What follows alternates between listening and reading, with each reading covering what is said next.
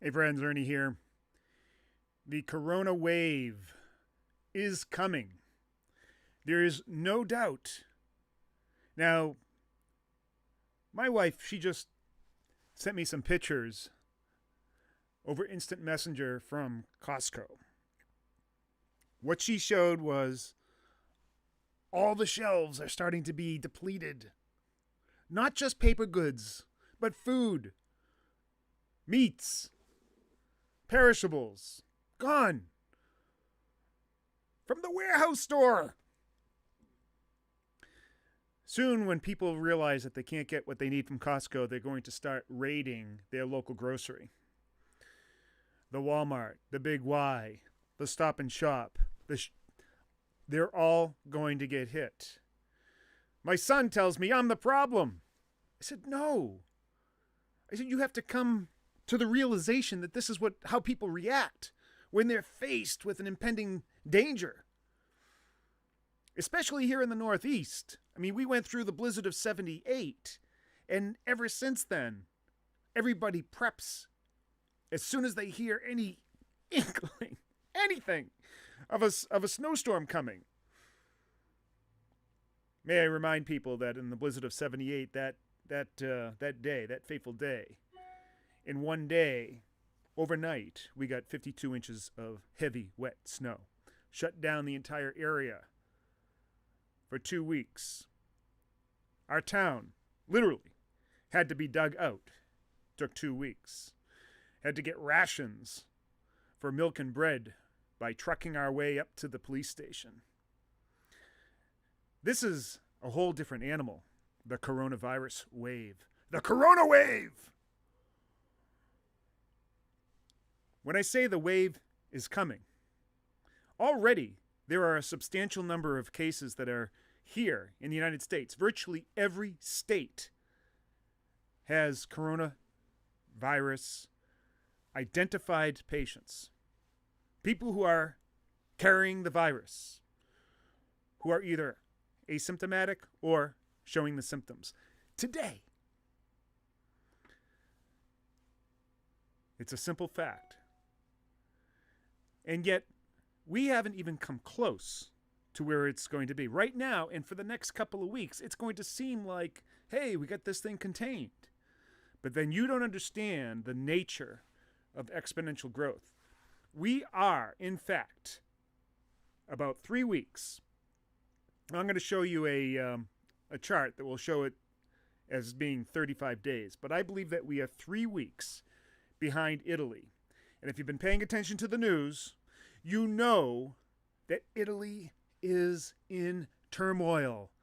Their health system, their hospitals are a disaster. They are literally taking people with doctorate degrees, whether it's in medicine or not, and trying to recruit them to help with the load. Germany is just behind them. And all of that is because they took a laggard approach. They took a laissez-faire approach. They said it'll be no problem. They refused to shut down their borders. They refused to limit travel. And now they're paying the price. And even there, it's going to get worse. Here in the United States, we have time. We have time to smooth out that bell curve, to try to slow it down. We're not going to stop the number of people infected, but we can slow it down enough so that it will not affect our hospitals. Because that is the tipping point. Once our hospitals get overloaded and we can't treat people, that is when the mortality rate will rise. Not just for coronavirus patients, but for everybody that requires the services of an ICU and hospital beds. It's just a fact. You cannot deny it. Now, behind me here, right here, is a chart. I'm going to step out of the way here so you can see it. So, Hold on. What I'm showing right here, there are two lines. One represents Italy, that's the red line, and the other one represents the United States and where we are in terms of total cases. You can see very clearly that the United States is following the exact same exponential path that Italy is on. We are approximately, according to this chart, 35 days behind.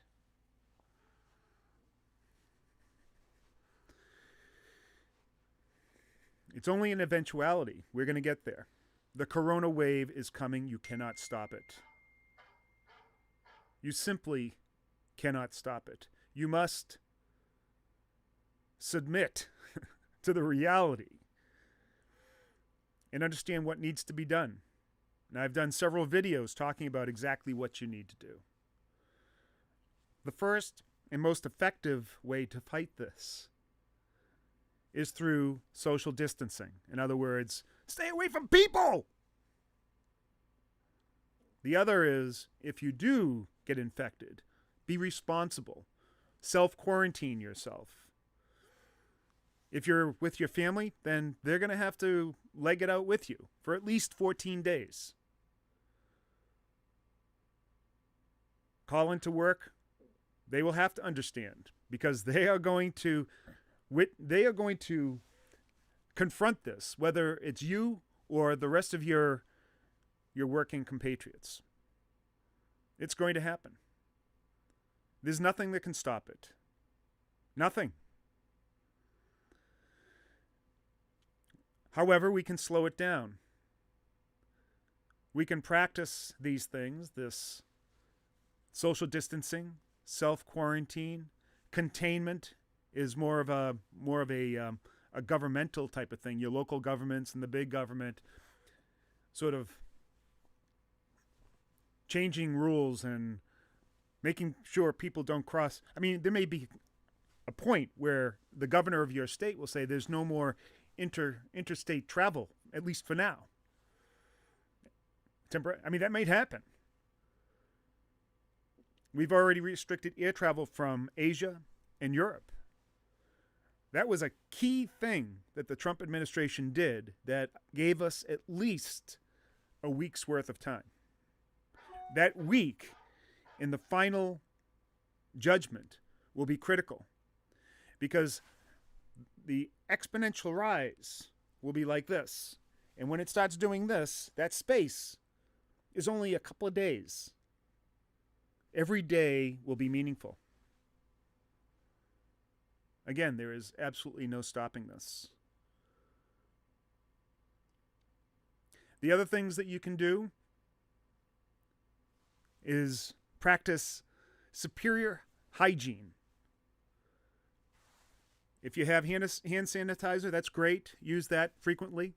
Try not to bring your hands to your face. The lipids in soap. The lipids in soap have the effect of breaking down the protein layers of the virus itself. That's why you need to wash your hands and wash them thoroughly with soap. So important. Again, I can't emphasize enough. This is not being hysterical. This is telling you reality. I mean, I've got my family telling me that that I am the problem. Yet, I was telling my wife this 3 weeks ago. Math is my thing. I understand the exponential equation. That it's only a matter of time.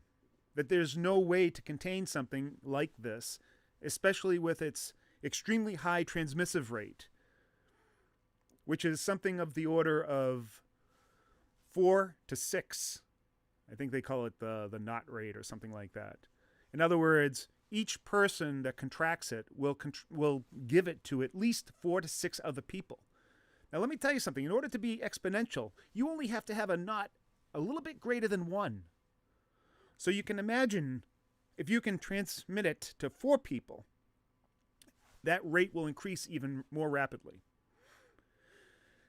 Now, the other statistic, and this varies widely, and I know that this data has changed depending on what type of country, whether it's first world, second world, the state of their care, the type of practices that they're doing. The mortality rate is at least 10 times that of influenza.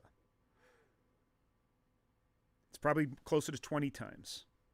But in any event, if just 40% of the people in the United States get infected with the coronavirus, this is what we can expect. 70% of people will display no effects. They will be asymptomatic. About 15% of those people that are infected, or 15% of the total, will show slight to moderately severe symptoms. The rest of the people will show severe symptoms, probably enough that they might want to call their doctor. 5% of those people will need intensive care. So you can see that if we have 5% of what is essentially 140 million people that get infected, or 5% of the total, we're talking about, holy crap, we're talking about a lot of people. Millions and millions and millions of people that will require intensive care. If that all happens within a small period of time, our hospitals will be ruined. The whole situation will turn into bedlam. I can't see any other way to try to bring it to some sense of normalcy or to protect the people other than to impose a martial type law, very similar to what they're doing in Italy, where they're putting police on the roads and restricting travel from one place to another. Again, we can prevent that from happening. So 5% will need hospitalization. It's a very big deal, a difference, if that 5% happens in 1 week, 2 weeks, 5 weeks, 3 months. The longer we can stretch that out, the easier we can handle that load. It's still going to be tough, but it's imperative that we do these things.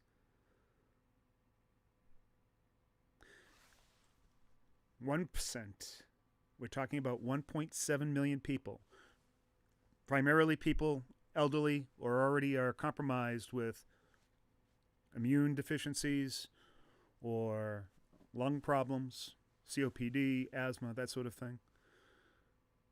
They will be much more highly susceptible to this and may succumb to it. That's 1.7 million people will die. It's just the facts. So we can choose how that happens. We may be able to reduce that number greatly by not overburdening our system, by being able to handle all those people and get them in the type of care that they need to bring them through this. If we don't, that number is going to be a low number. That number is going to be a low number. Because it won't only be people infected with coronavirus that will suffer. It will be all the other people that have other types of afflictions or need surgery or whatever that won't get that care, that will also potentially die because of the lack of care, the lack of access. That's where we're at.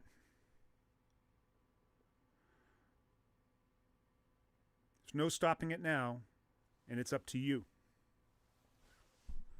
Thank you. See you next video.